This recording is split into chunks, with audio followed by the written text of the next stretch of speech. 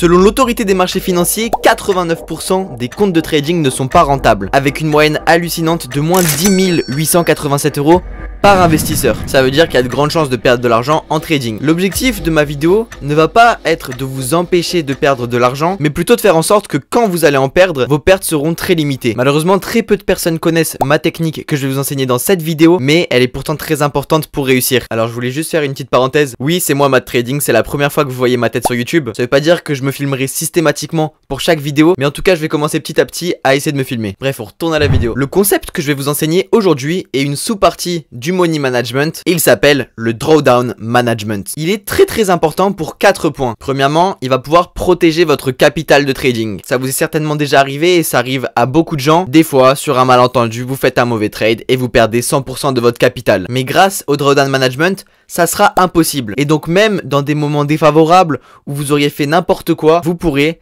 ne pas perdre tout votre capital et rester dans le jeu du trading. Et on va pas se le cacher, c'est quand même un point très important. Deuxièmement, le drawdown management va vous aider à améliorer vos performances de trading. Et ça c'est sûr. Pourquoi? Lorsque vous faites une perte et que vous encaissez un stop loss, vous perdez un certain nombre de pourcentages. Ce pourcentage là on va l'appeler le risque. Et pour regagner ce pourcentage là et remonter à votre capital de départ, il va falloir gagner plus en pourcentage. Et donc ça va être plus dur pour vous de regagner de l'argent. Donc plus votre risque est élevé, donc votre stop loss en pourcentage, plus remonter en pourcentage va être compliqué. Et en trading on utilise beaucoup des notions de pourcentage pour exprimer les stop loss et les take profit. Donc ça va être très compliqué pour vous. Par exemple, imaginons que vous avez un compte à 100 €. Vous avez pris un stop loss de moins 10%. Donc vous redescendez à 90 €. Maintenant, si vous faites un bon trade et que vous gagnez 10%, eh bien vous allez monter qu'à 99 €. Et vous allez perdre donc en pourcentage. Encore avec 10%, ça va. Mais j'ai déjà vu des traders faire bien pire que ça. Par exemple, là ça devient très grave. Quand vous perdez 50%, votre capital de 100 € passe à 50. Et donc pour remonter, là il va falloir faire un gain de 100%. C'est le double. C'est énorme. Troisièmement, avoir une stratégie de drawdown management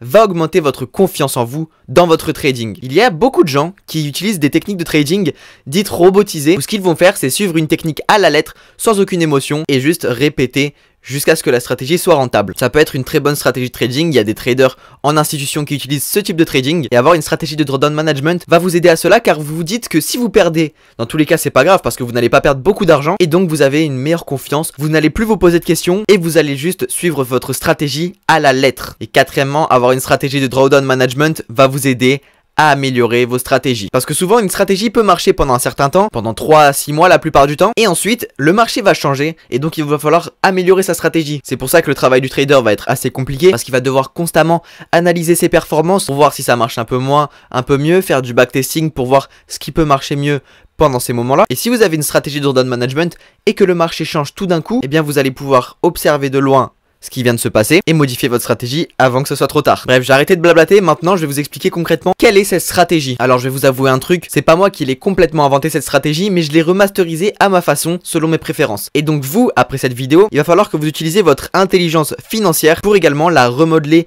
à votre façon, selon vos préférences et selon vos performances. C'est une formule mathématique un petit peu compliquée que j'ai réalisée, mais pour vous ça va être super simple parce que je vais vous expliquer concrètement comment le faire. Avant de commencer, une toute dernière chose, parce que j'aimerais qu'on parte sur de bonnes bases et qu'on soit tous d'accord sur un point. Je veux qu'avant de regarder ce tutoriel, vous sachiez tous comment ajuster la taille des positions sur vos brokers. Alors vous allez regarder quel broker de trading vous utilisez et vous allez apprendre à ajuster les lots par rapport au stop loss de façon à faire en sorte que votre stop loss soit équivalent à un pourcentage de perte exact. C'est pas du tout compliqué à faire, mais renseignez-vous quand même. Alors ce que je vais faire, c'est utiliser un système de paliers. Alors on va dessiner tout ça sur le graphique. Alors comment ça va faire? Je vais dessiner des lignes qui seront des paliers différents. Le premier palier, c'est le palier des 1%. Le deuxième, c'est le palier des 0,5%. Le troisième, 0,25%. Et bref, vous l'aurez compris, mais à chaque palier, on divise par 2. Qu'est-ce que c'est ce pourcentage? C'est le pourcentage de risque. Donc ça, c'est égal R. R, c'est le risque. Alors à chaque fois, quand vous allez commencer votre trading, vous allez commencer avec un risque de 1%. Donc vous allez risquer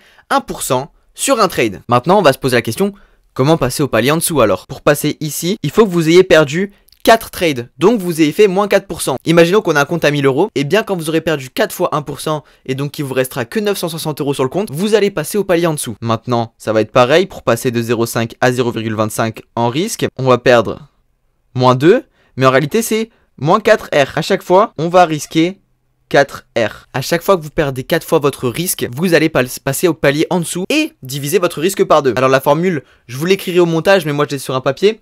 C'est la limite de 100 moins 8 sur 2 puissance x quand x tend vers plus l'infini. Cette formule explique qu'avec cette stratégie, vous pourrez perdre maximum 8% de votre capital. Même si vous perdez 1 milliard de trades, ce qui est gigantesque, vous perdrez que 8% de votre capital. Si vous avez un portefeuille de 10 millions d'euros, eh bien vous ne pourrez perdre maximum que 800 000 euros sur ce compte. Ok, c'est beaucoup 800 000 euros, mais ça peut donner confiance à un client. Et il y a un sous-métier de trader qui s'appelle Asset Manager.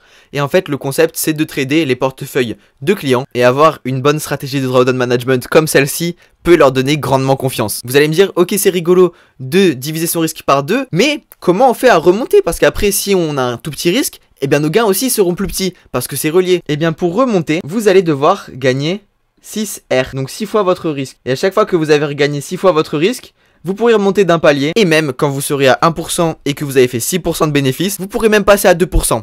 Je vous déconseille de passer au-dessus de 2% ensuite, parce que 4% ça devient un petit peu risqué, comme je vous l'avais expliqué tout à l'heure avec le tableau de la récupération par rapport aux pertes. Mais voilà, passer un risque de 2% en draw up, ça peut être intéressant. J'ai un ami qui est actuellement en train de finir ses études pour devenir trader et il est dans sa dernière année et je lui parlais de cette stratégie de drawdown management et il m'avait dit, moi j'aime pas trop ta stratégie parce que perdre 4R c'est plus petit que gagner 6R.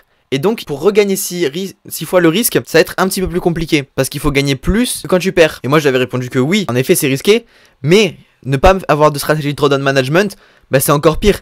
Et donc au final, c'est quand même mieux que rien. La science économique, c'est une science sociale. Personne ne connaît la vérité absolue. Et la finance, ça fait partie de la science économique.